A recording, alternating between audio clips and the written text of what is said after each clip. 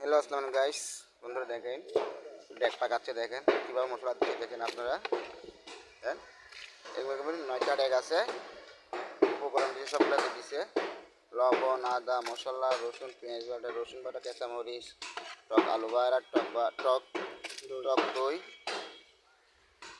অন্য উপকরণগুলো সবগুলো দিচ্ছে। এরপর গরম মশলাগুলো দিবে, ভাতের উপর ছিটিয়ে দিবে।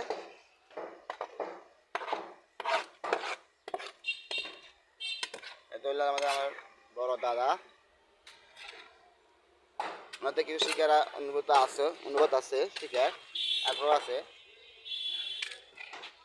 বাবার নাম কি? হ্যাঁ, হায়দার আলী দাদু ভাই। আপনাকে আজকে আমি ভাইরাল করে দিলাম, আদার ভাই, আলী ভাই, দাদু ভাই। আশা করি দেখি আপনার জন্য কিছু করতে পারি কিনা, দেখি।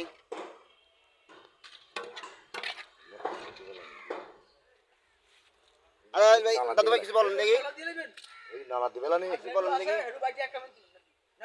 একটু নালা কিছু গাছ দিবি রে।